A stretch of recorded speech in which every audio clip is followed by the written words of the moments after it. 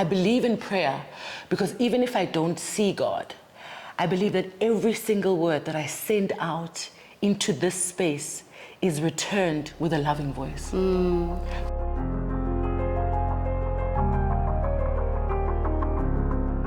Hello, Agenda Women Tribe, and thank you for joining us for the second episode of the Working Smart and Living Well podcast with me, Namdeni Mdaki.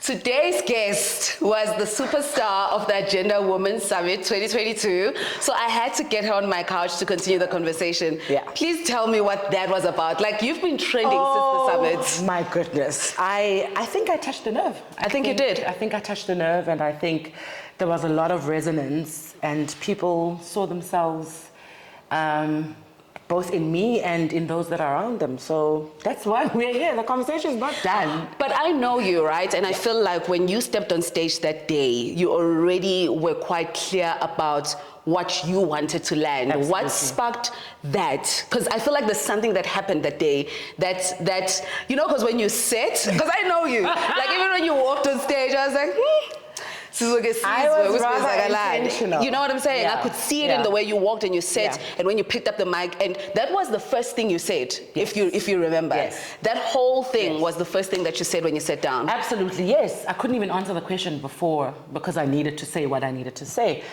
I saw so many people that look like me.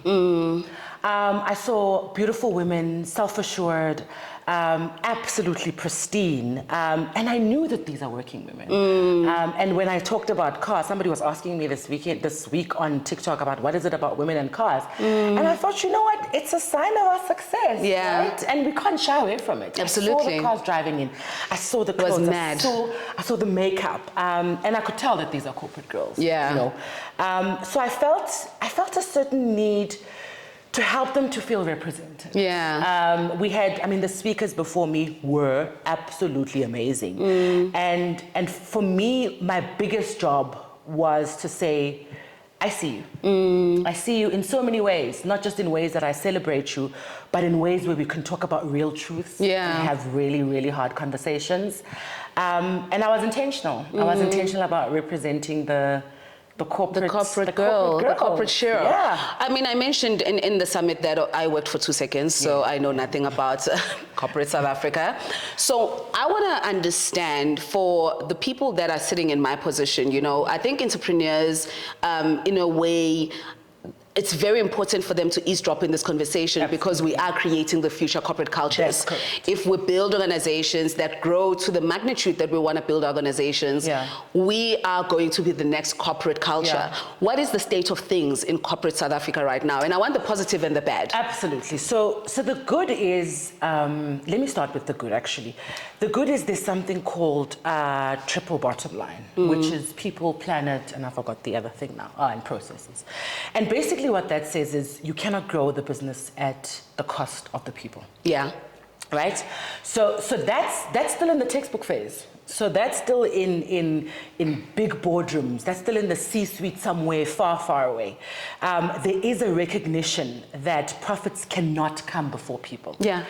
However, the reality as we sit here today is that the toughness of the world after COVID-19 has further pushed corporates to push profits over people because there's been a suffering for 2 years. So you find that there's this great understanding from everyone within the corporate space, in marketing and finance, especially in HR. HR has a big seat at the table now speaking for people. But the bottom line still comes in because it's been a difficult 2 years and we've got a lot to make up for. Yeah. So the reality is it exists. There's a lot that's being done in the space of making sure that people are looked after. But there's a pandemic that sort of kind of worked against our favor. And as such, if I can tell you the truth and in full transparency, right now, there's a lot of catching up that corporates have to do, both from a profit perspective and from a people perspective. So that's interesting because that's where I wanted to go, because I feel like the conversation at the summit positioned this narrative as go to work, do your job, go back home, and find joy somewhere else. But because I know you, I know that's not where it ends. That's just the one part of it. You said something very powerful at the summit when you said you can find your worth at work. How do we juxtapose that idea of I'm not here to find my worth and the whole narrative around wellness holistically and mental health as people who spend a lot of time in the workplace? I think half of your life, you know, you're spending in the space. How do you navigate those two realities when you have to think about your mental health and your wellness, but also you're kind of in the space where you have to switch that off if you have to, and think about, I need to just get the job done? Let's start from the beginning. There is no 6-year-old who's not asked, what do you want to do when you grow up? But not just that, what do you want to be when you grow up? So the first thing that we think about when we think about work is I want to be something. And usually that's a job title. I want to be a civil engineer. I want to be a manager. I want to be a businessman. I want to be a doctor. And the rest of your life is spent pursuing that. What do you want to be? So there's honestly, no way that we can separate what we believe we're going to be with our work. We're conditioned to it. Right? You're conditioned to say, one day, my name is Kpis and I'm going to be a doctor. And all of Kpis's life, she's working towards that. Nobody tells her that this is only one part of your very big life. A very big life. And so they enter into corporate, we enter into corporate spaces with the idea of an arrival because I have ticked a box and I have gained what I have always wanted. I am a manager. Right? And then where do I go from here? Because now I have to do stuff to keep this manager thing. I've got to manage people. I've got to bring profits. I've got to add value. All of these things are added towards a 6-year-old who just wanted to be a doctor, who just wanted to be a manager. I always take the conversation there because it doesn't start at the workplace. The worth piece has got a lot to do with our life's work and where we thought the destination would be. So the disappointment then starts then, right? Where you're like, this is what I'm supposed to be, and it's bringing these things, and all of a sudden there's so much that's expected out of me. But I expected so much more out of this thing because it was the destination. I think that is such a powerful point because one of the things I explained in my introduction around what this podcast was going to be about, and I guess it is becoming because, you know, Batsini is really adala, you know, with your word you create whatever is in your mind. And one of the things I said was process for me when it comes to the idea of working smart and living well is integral. And I said process because I feel like we live in parallels where you're either at the beginning or you're somewhere in the middle but thinking about the end. We're never present for the process. And I think going back to exactly what you're saying, we live our lives always chasing the next moment and making the next moment define who we're going to be, but hardly understanding who we are today and staying present in that. So I think that's such a powerful way of explaining that half of the mental health issues that we see in the workplace are primarily because of disappointment. You know, what I expected and what the reality is now. Speaking about disappointments, I want to know for you, when you came into the workplace, conditioned and socialized in a similar way that, you know, you're going to get a great job, you studied marketing, so you tick that box and you get married and you have kids. There's so many boxes that we tick. What was the most surprising thing, whether it's positive or negative, when you came into the workspace? I think one of the most surprising things, and I talk about it quite a lot, and it's, I think it's one that I'll continue to build on. One of my product managers to me said, I think you need to write a book of nuggets on this because like, we just need to find our way around it. And it's, for me, the biggest thing was just how uninterested the corporate world is in me. And I said it at the summit, you're a small part of a big thing. Right? And somehow university sort of kind of works that on you. It says, you're just a student number, right? You work on that and, you know, the professor doesn't care who you are. But when you get to corporate, things like purpose and living well and a holistic life and wellness are parts of a very small part of a big thing. And how much of my responsibility my well-being actually was. Because we walk into corporate with the expectation that it's going to close all the gaps. Yeah. Right? Not only is it going to give me money, it's going to give me meaning. On top of meaning, it's going to give me purpose. And top of purpose. And then it comes back to you, and I honestly feel like it's a machine. The machine just wants more. Yeah. Right? And the reason for that is because it's the way in which it's built. You're building a business today. Yeah. You have employees. There are certain things that you expect out of those employees. Dare they not talk about anything until those are done, right? And that's because we live in a capitalistic world that expects these things from us. Yeah. So that was the first big surprise. But the second big surprise, which is a positive one, was just how much there were people that were interested in my well-being. Yeah.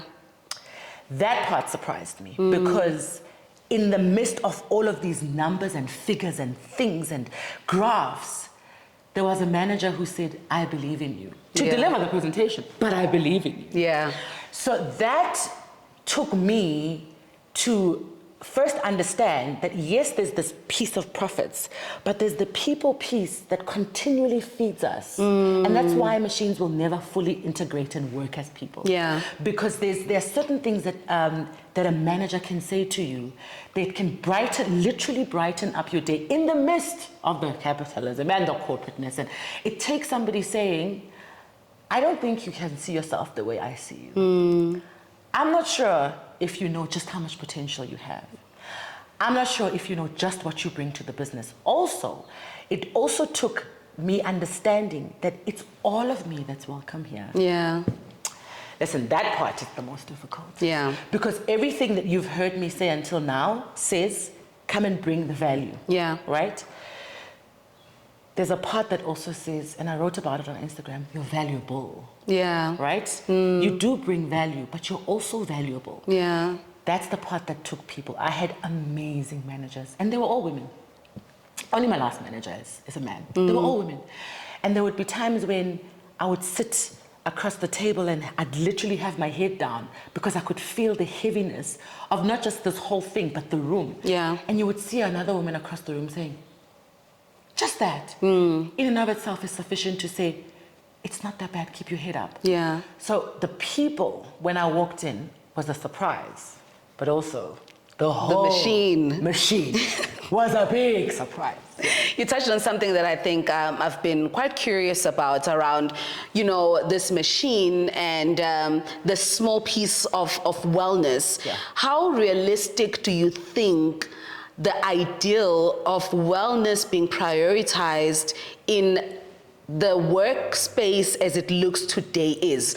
So how realistic is this idea? We hear all the big corporates talk about sustainability, going green, wellness, mental health, all of these things. When for you as someone who's in the workspace, who is sitting in a managerial position where you understand what you need to deliver for the workspace, but then you also have people that you manage who you have to make feel valuable. Yeah. When you listen to these narratives, do you see a workspace that finds harmony between making its people feel valuable whilst delivering value for the organization? Absolutely.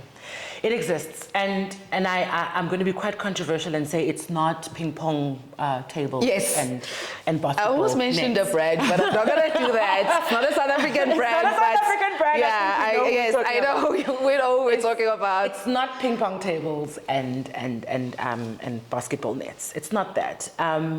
There is space for the two to exist in harmony. One of the caveats that I would like to leave with you on this, because it's always that smaller piece of a bigger whole, smaller piece of a bigger whole.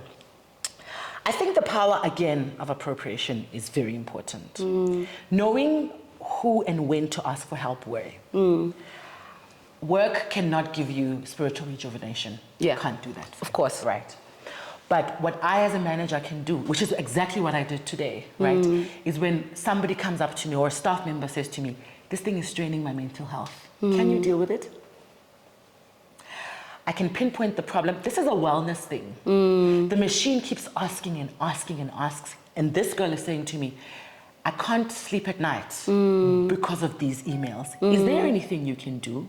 Right? And then that's when corporate can then, because corporate is good at people and processes, right? Corporate can put into place processes that can alleviate some of the stresses that lead to mental health problems. We can't fix it, but what we can do is we can open the pressure cooker to let the pressure out because it's there. And this is what I want. I want every woman to know. The pressure is not going to go away, guys. We live in a post-COVID world.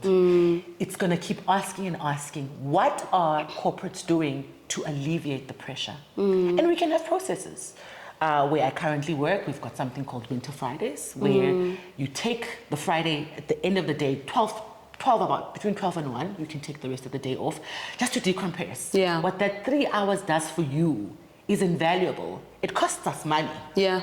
Because you being away from your desk for 3 hours is money, and sometimes big money. But it's saying, let's take the pressure off a little bit. Yeah. It's little things like that, not even little. It's things like that that can help corporate live together with people in the same space. Because you can't keep asking. Yeah. And that's what's happened. That's what's been happening over the past few years. We just keep asking, we just keep asking, we just keep asking. And people are saying, I'm pressurized both from just an outside perspective. There's COVID-19, families are dying, people are getting sick, I can't cope. Yeah. And companies are saying, give and give more. It's just that little give. But the company says, you know what? We're gonna contribute to your life and your wellness by giving you 3 hours off. What you do with it Is up to you. Is up to you. But this is our token of appreciation to you to say, here's a mental health break. Yeah. Take it. And that's when corporates come in. Processes help corporates to take care of people. Not a ping pong ball. Not a ping pong ball. Because I'm at work, I'm the ping pong ball.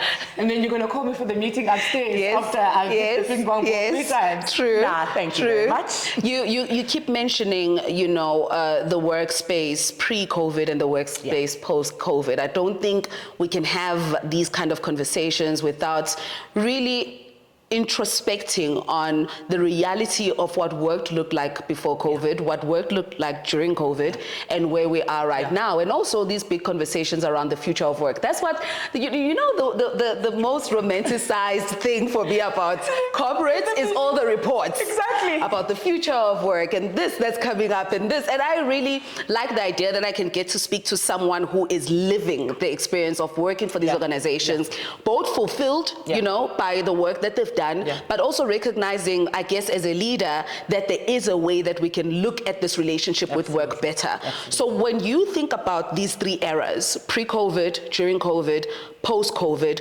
what do you think the evolution of the workspace has been? Are we in a better place? Are we worse off than we were before the pandemic? It's impossible to talk about the pre-COVID work without talking about the pressure for profits that was hectic. I mean, I remember coming back from New York, literally, I think it was like 2 weeks or 3 weeks before the lockdown, and my to-do list was so long. Yeah. Because we were going, right? We were just going, and it was more, and get more, and do more, and be more.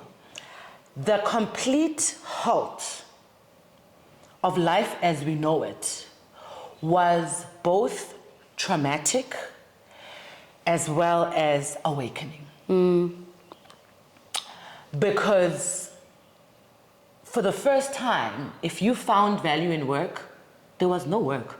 Yeah. There was no, you couldn't even buy chips. There was no work. And it asked out of you on a daily basis, so what are you going to do now? So who are you now? Who are you now? Who are you now outside of, in retail we say you're only as good as yesterday's sales. Well, there were none. Yeah. There were no sales yesterday. Yeah. So what does this make you? And I think I have to give it to corporates, especially most multinationals and nationals that have had to carry the brunt of people that weren't delivering. I know that we vilify corporate a lot, but there are a lot of people that got paid during COVID without really adding anything to the bottom line. And this is when you start to see that people actually run these things, because there's no manager that can say, I'm literally going to let you go the first day of COVID because Yeah. you're not working. There were so many people that gathered around and tried workaround solutions to just try and keep the businesses going so we could pay people. There are companies that had relief funds trying to just make sure that people's lights don't go off. There were companies that would offer, I don't know, testing facilities, some sort of, anything, right? To try and assist, because we literally had a crisis in our hands. Before it was called a pandemic, it was just a crisis. Absolutely. So the world of work during the pandemic asked a lot, not just out of employees, but also out of corporates. I mean, this was possibly for a lot of people that work in the corporate space, the most wellness-driven time of their lives. You know, you had time to do quite a lot because there just wasn't anything that you were doing during the day. I mean, I remember saying, guys, why are we meeting? And we closed. The online store is closed. The shops are closed. What are we talking about? You know, you can't even buy children's winter clothes. Yeah. Right? So that asked a lot out of each and every one of us to be like, so then what are you outside of this? And then we cannot take for granted the suffering that many people who were employed faced. People lost their jobs. And what that did is that it created a sense of fear. And that, I'll tell you what that's doing now in the corporate world. Because people lost their jobs en masse, it meant that there was a lot of talent that was around post-COVID. Which then means post-COVID, unfortunately, companies have got a lot of choice in terms of talent. And as such, are asking a lot more out of talent and are wanting you to deliver a lot more. So the future of work is like that case study I told you in the beginning where it's actually working on textbooks. It's a hit and miss for many. There are those corporates that understand that work-life balance or work-life harmony, as we call it at Agenda Women, is something that we can't run away from. Yeah. And then there are those that just want to go straight back into it, right? I also want to note, and it's a caveat that one day we'll speak about, the effect of COVID has had its different effects on different generations. This is the first time where we saw boomers literally dying for work and millennials going, this is all I've ever wanted. Yeah, I Can't just you want to guys relax. just Yeah, chill? yeah. Right? We don't have to be at the We office don't all the have to be at the time. office. Can we I'm just chill showing at you that- home? Exactly. I'm Yeah, showing you that this is we'll get it working. done. Yeah. And it's getting done. It's the first time that we've had this 4-generation workplace not working at home and boomers going, I have to something. Yeah. Right? Yeah. So the world after COVID, the working world after COVID is completely different to what we've always known. There's a fear that it might happen again. And there's a fear that this time it's not going to be as easy because corporates know what to do. The one thing that corporates will do is process. So trust you me, every single company Has a process now has a in lockdown place. level 1 Yeah. process in Level place. 2, level 3, and level If 5. level 2 happens, this is what the we mode do. we go into. Yeah. Level 3 happens, this is what the we mode. do. And that can be a little bit unsettling. Yeah. But I would like to end with saying corporates came to the party. Yeah. They really did. Yeah. There are people that were paid for 2 years with doing literally 3 months of work. And that makes the monster not so bad. I Yeah. guess. You speak about, fear and anxiety as one of, the characteristics of, working people, working women right now, post-COVID. If you had to give, and I try and shy away from advice, how would you have a conversation with someone who you are managing, because I don't want it to be too much about you, right? I want it to be about, the type of woman that we had in our room who are navigating some of these challenges. I know that you have your own challenges with the workspace, but I also recognize that you have reckoned with what the truth of your experiences really at the rear view of who you are Yeah. and what your personal experiences Yeah. and therefore what they bring Yeah. to your workspace experiences. You've done that exercise for yourself, and I think you've managed to kind of figure out how to navigate all of that. But for someone who hasn't come to that place of recognizing who they are in the space and therefore what they take in from that space, what 3 pieces of advice would you give them around navigating mental health? There's so many women. I remember I had a segment on Metro FM with Dinewa Ranaka. Half of the people that I was speaking to were just crying because I don't know what to do, and this is overwhelming, and that person did that, and this and that happened, and I don't know if I'm going to be able to make it to the future or the job that I want. What are the 3 key things that you would advise for working women who are navigating challenges? I don't even want to mention what they call them, but all the workspace challenges around how to deal with them, because I don't think there's necessarily a big solution, but there's a way that you can navigate the challenges as they come. 3 things that that just come off your mind when you think about it. You know, one of the things that we all, most of us that have been in therapy, have heard from our psychologists, which is so sometimes angering, right? Is you can't control others, you can only control yourself. That sounds simple, but it's possibly one of your biggest backdoor exits when navigating the corporate space mentally, right? Because we work in a hierarchical environment, rank, file, and network will always play a role every single day of your life. There's not much that you can do about processes and procedures. Very little, to be honest with you. And I usually hear women, the same way you're speaking to me, right? I would hear women saying, and HR does nothing about it. Guys, we are a small part in a big whole, and HR is also a small part in a big whole. Our roles, all of us, are to make sure that we deliver the bottom line. And I know this sounds so repetitive. And the reason for this is because if you know what war you're fighting, you know what kind of armor to bring. So, True. Right? It's, you can't bring a knife to a gunfight, right? Neither can you bring a gun to a fist fight. You heard me talk about fight, because there is a certain level of armor that you need to wear. And that's why I sound so hard about it. It's because it is to a certain degree hard. And the reason for that is because of all the things I told you, is people are looking for their worth. This is my space. This is what I've worked hard for. So your manager is saying the same. His manager is saying the same. You're saying the same. Her manager is saying the same. As you all walk in, you're like, I'm here for my turf. I'm here for my purpose and my life and my value. I've worked so hard for this thing. So you can't take it away from me. So the first thing that I'll say to you is, I swear, and it sounds really, really weird, no one wakes up in the morning trying to upset you. That's true. That's true. I think definitely for me, that's one of the ways that I navigate confrontations and any sort of, spaces that are uncomfortable, that, I don't often think that the intent is for someone to come at me in that way. Some people might look at it and think it's naive, but I think it does do something for you in how you respond. Exactly. So, and the biggest part of working in corporate is just like any other place. You need to know that you cannot change people, and people are the way they are, and the only person you can have power over to change is yourself. Yes. And this is for managers too. Managers, you can't change people. People can only change themselves. Because somehow we think that when we've got subordinates, they become our children. Yeah. Right? And this is where the toxic and abusive relationship starts. Yes. Is because when we're given power, we take it holistically, and then we think that we've been given power over people. Yeah. Whereas it's literally power over processes. But anyway.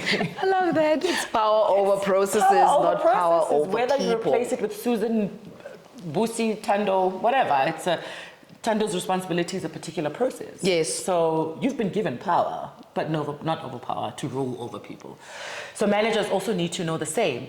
So no one wakes up in the morning to upset you. And what that does, it's not about the next person. It's about you.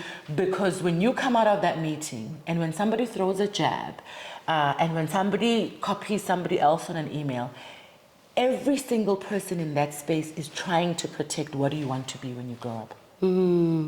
Every day I wake up and I live my dream of what do I want. Dare you not mess with that. Yeah. Right? Then I'm going to come for you. It wasn't my intention this morning, but you're messing with my dream. Yeah. It's impossible to stay out of people's dreams because we're working with process. Yes.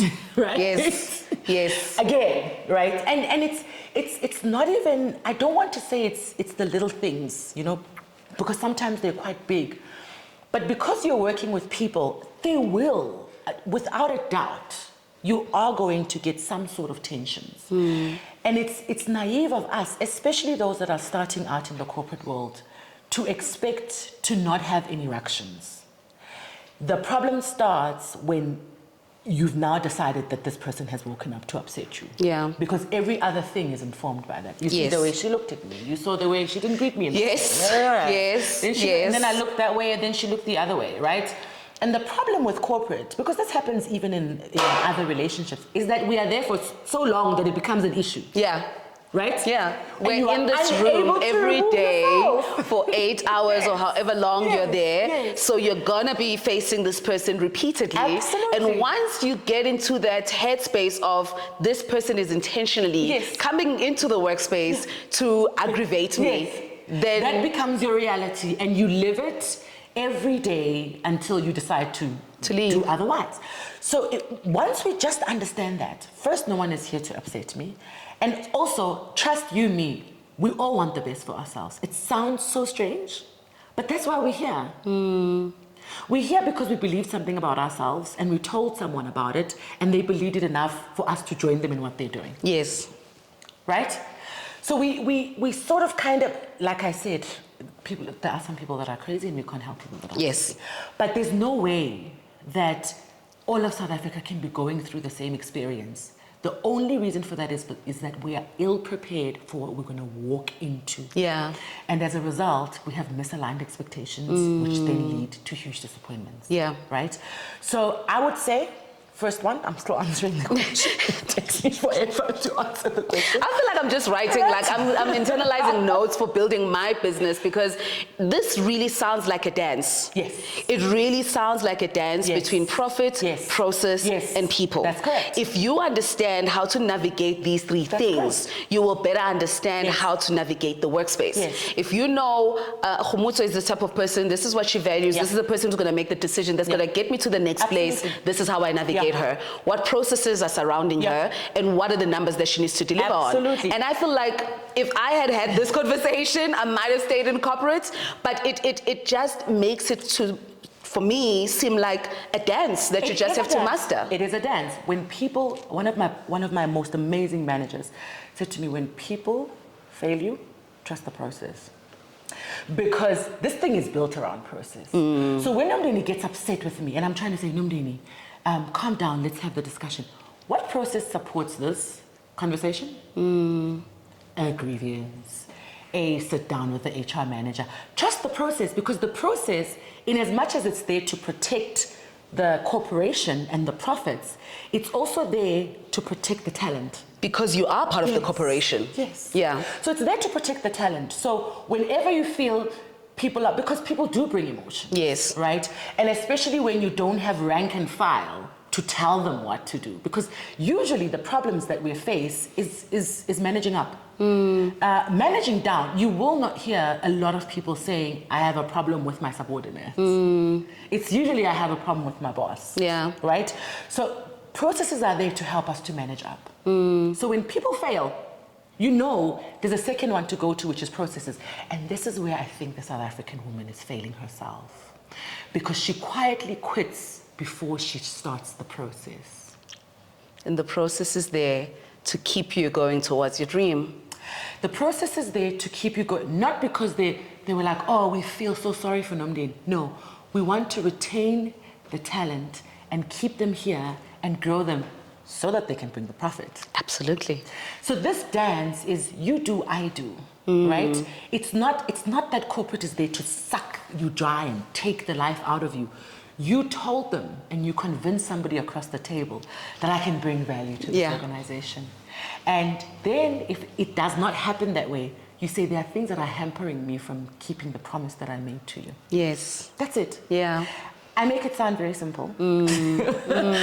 But I can only tell you because I've been in the corporate space for a while, in different organizations and different spaces. And the one thing that I can tell you is because people are such a big part of profit, it's very, very seldom that you will find a process that fails people. Yeah. The problem is we are scared of the processes. So, number 2 and number 3. Yes. No, number 2 is that. Okay. If when people fail, trust the process. Got you.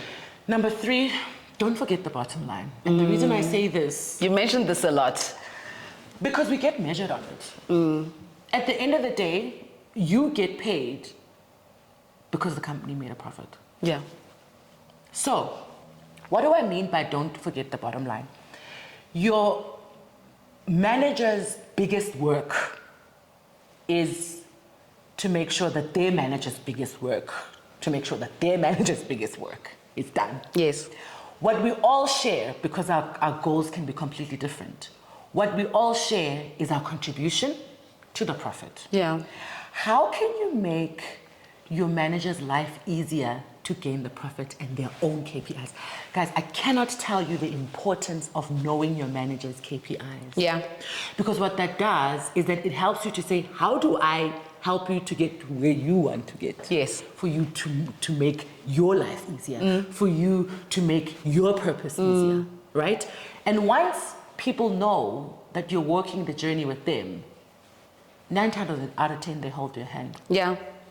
I mean, I think it's not just in corporate. I say that all the time, even in entrepreneurship, particularly if you're working with partners, like in marketing departments. I always say every time I go to a brand and I have a specific request financially, I'm already thinking about how do I structure what I give them in a way that it makes them look good. I actually was in a meeting this morning and I said to one of the brands that was our partners at the summit, what do you need me to show in my report that will help you convince the brand to give me more money next year? Absolutely. And it's exactly the same question. Guys, knock on your manager's door and say, what can I do to help you meet your KPIs? I know how to do mine. Yeah. What can I do to help you? I think that's powerful. What can I do to help you meet your KPIs? I might not know what you get measured on, but what can I do to assist you to get your ticks? Because I'll get mine. And with your support, I'm sure I'll get mine. I had a trade marketing manager that came up to me and said, what do I need to do to help you to meet your KPIs? Wow. And I said, oh gosh, I hadn't thought about it. And then I said to her, this is my 5 KPIs and big list of things to do. This is where I see you slotting in. I can tell you now, I will do anything for you, girl. Yeah. Makes sense. Makes sense. So those 3 things. Yeah. Don't forget, and it sounds so easy, right? Companies are there to make profits. So are you, so is everyone in this room, so is anyone that makes the couch, anyone. Yeah. We're there to make profits. Once we forget about that, then we're running a charity. Yeah.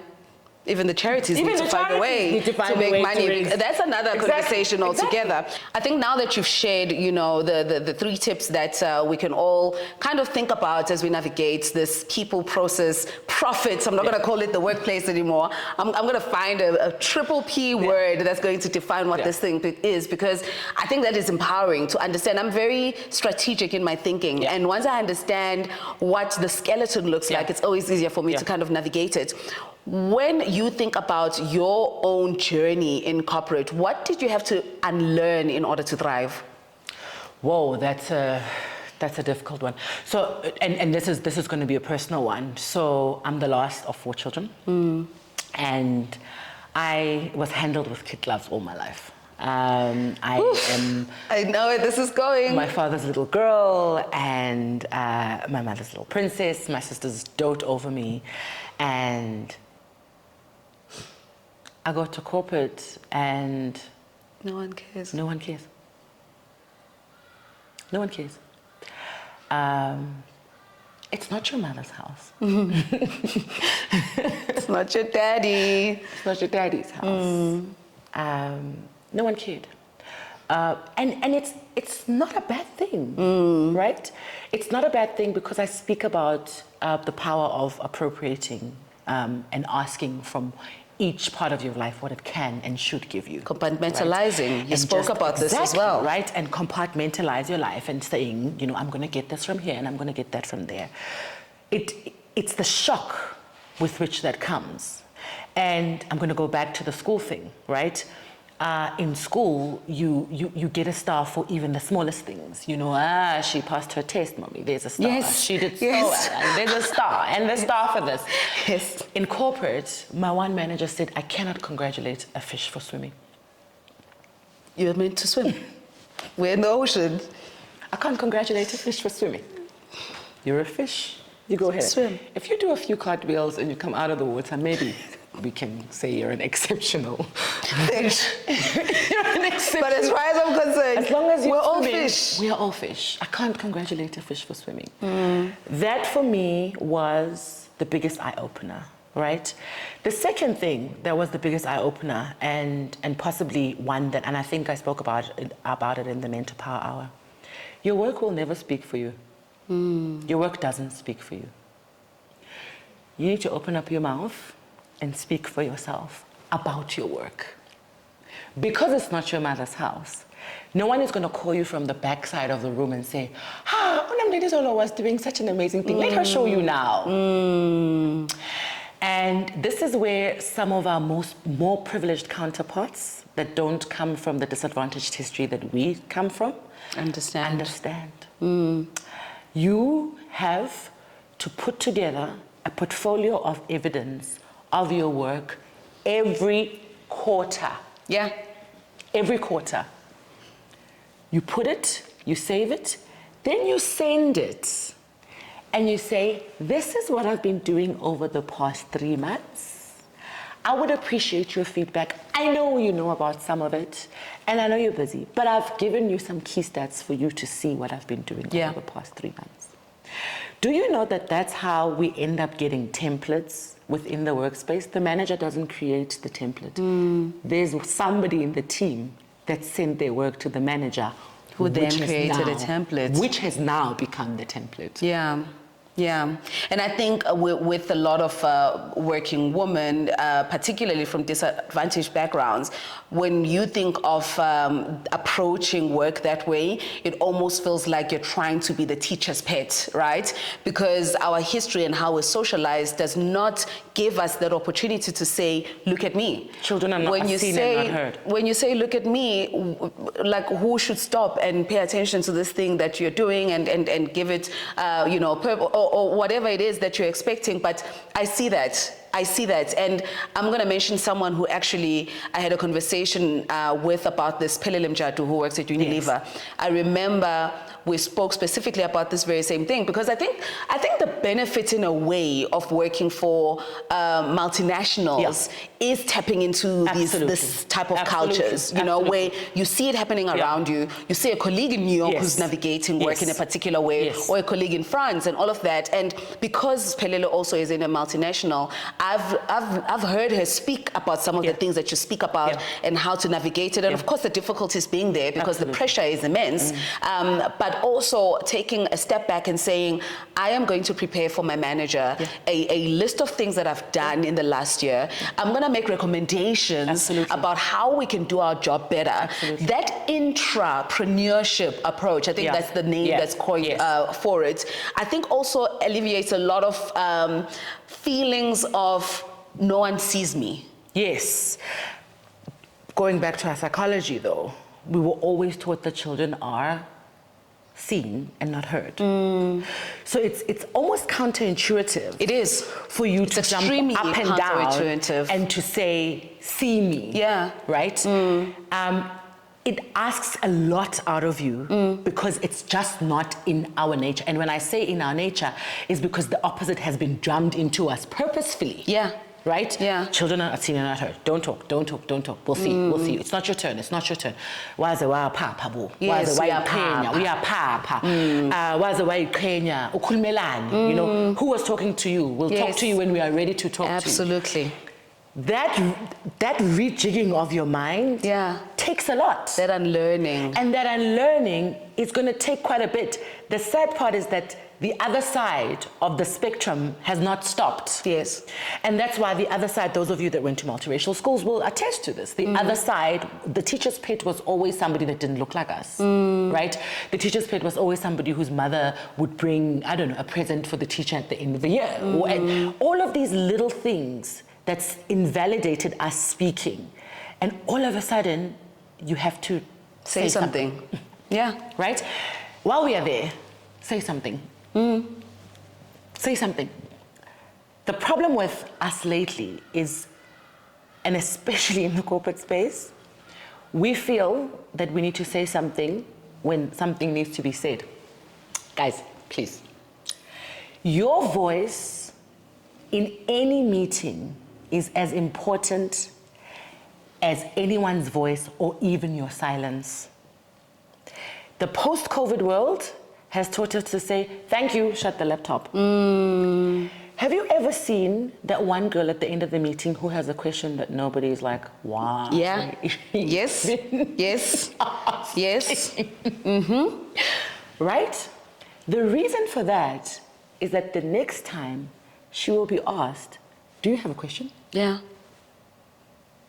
She was bold enough to say something. Yes. That's my fourth one, actually. I'm putting it fourth. Yes, question. You know, it's crazy. Say something. It's crazy that you say that because I've always been a person who's very vocal, and I've never understood the idea of I wanted to say something, but I was scared. And I have to say that's a personality thing on my part. Yeah. The more I spoke to working women, particularly not entrepreneurs, because there is one who worked for a bank who had met me through a friend and called me and said, you're so confident and you speak. I have so many ideas. I never say anything in meetings. And then the other spectrum, they always have something to say. And when someone says it, I'm like, that's exactly what I was thinking. And I walk away feeling like I should have said something. And one of the things I said to her, and of course I've never worked in corporate, but I think there are certain things around navigating success that are really about understanding human psychology.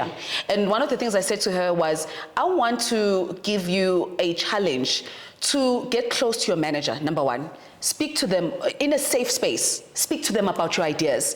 Get familiar with what their response is to what you're thinking. And then go to other people individually before you get into a group. Because once you're in the group, you've spoken to everyone already.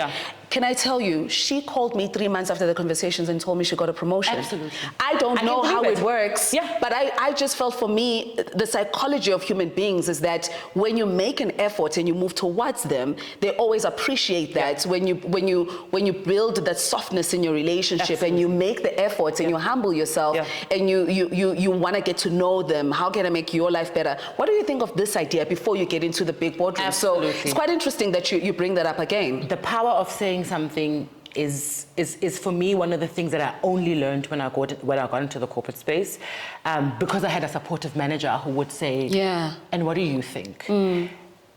That doesn't happen all the time. You've got to open up your mouth. And I know it sounds so foreign to many people, but even if it's a question, because what that does is that it reminds people that one, you're in the room, two, I promise you the next meeting, somebody will ask you what you think.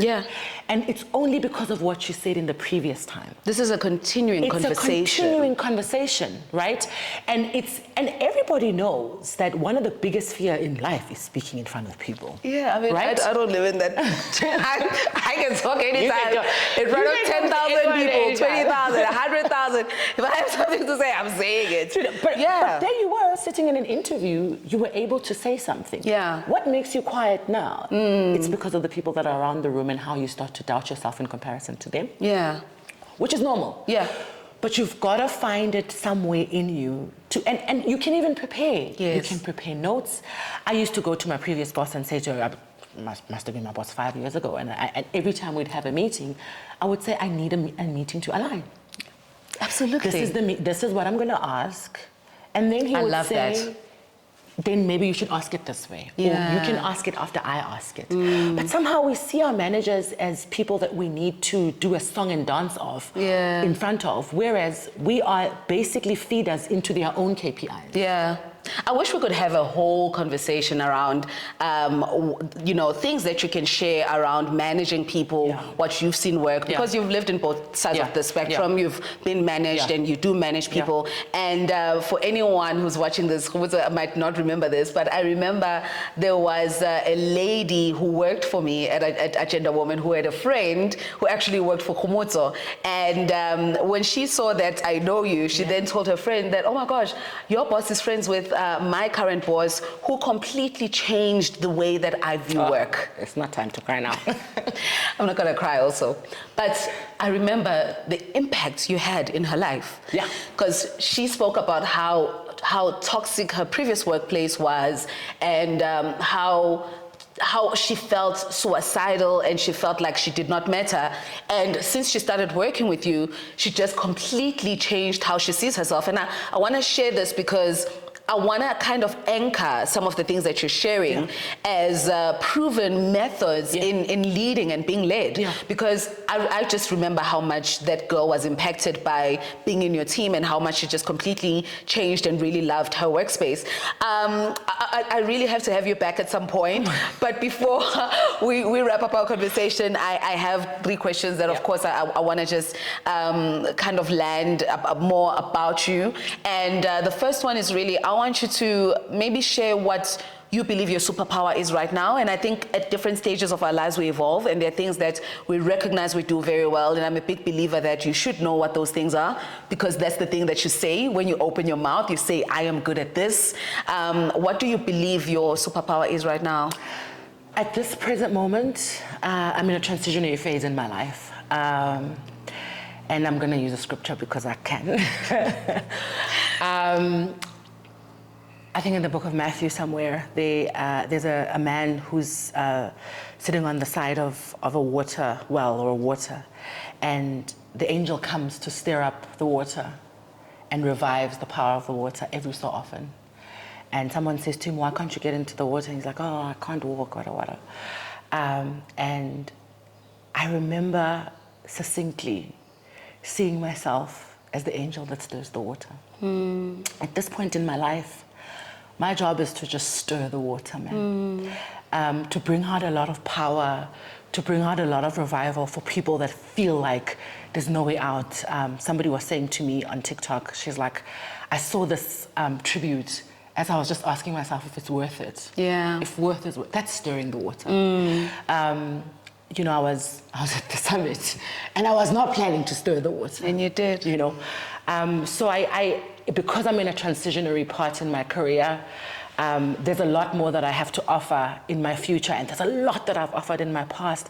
But this part of my life right now, I'm just stirring the water, man. I love that. I'm just stirring the water. I love that. And I love that you brought the scripture in, because that's half our conversations. You always just throw something at me, and that totally revives me as well.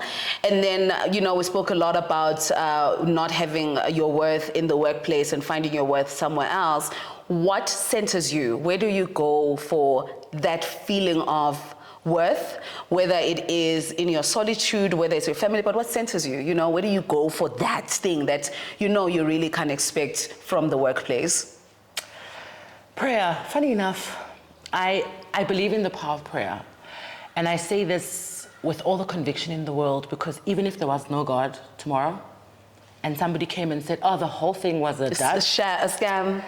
The power of being able to voice out your thoughts, fears, ideas, and stresses and anxieties, and believe and throw them to something that you believe. This thing hasn't come to you and said, I am here. Yeah. That power empowers you.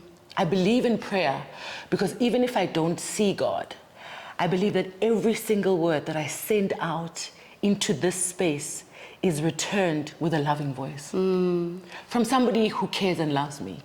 So prayer anchors and grounds me so much, not because I've seen God, but because I believe that when I open my mouth and I cast my burdens and I speak to this person that is faceless, somehow words of love and affirmation come back. Why am I always crying? Why am I always crying? Crazy. I get that. I get that very well. And my last question, we almost made it to the end. What's your next adventure? Like, what can we look forward to? I am really excited that we're in a place where people are getting to meet this version of you, because that's who I've had the pleasure of really getting to know. But my last question is, what's your next adventure? My next adventure is a pivot. That's a proper post-pandemic word. You're making me cough. Oh My next adventure is, as we say, it is a pivot. You shall pivot. It's a pivot. Right? My next adventure is outside of my comfort zone. My next adventure is going to ask so much out of me. My next adventure is something I know absolutely nothing about. But I sat 6 times across the table and I told people that I can bring them value. And that you can bring. They believe me. 6 times you went back to that building. 6 times. And you said, I'll do it. And I said, I'll do it. So I know you will. I'm very excited to join a technology company that I have great love and respect for. I'm very excited to join a group of people that have been changing the world of telecommunications over the past 20 years. Yeah. I'm very excited for a culture shift and possibly shock. But I believe that everything that I have learned and every journey that I have walked has led me here. Yeah. And there are no mistakes. There are no second takes. Everything happens as it should. Everything happens as it should. And I am where I should be. Thank you so much for your time and for making me cry. We were talking about corporate things, nice things, working things, and then you had to bring out the Bible. And then I had to go to myself. You had, killing me, but thank you so much. This was amazing. It's been an absolute pleasure. I wish you everything of the best for this podcast. Thank you. You're doing absolutely amazing. Thank you. And you're my first guest. I can't believe it. I can. I'm going to write it on my CV. That's where you write stuff like this.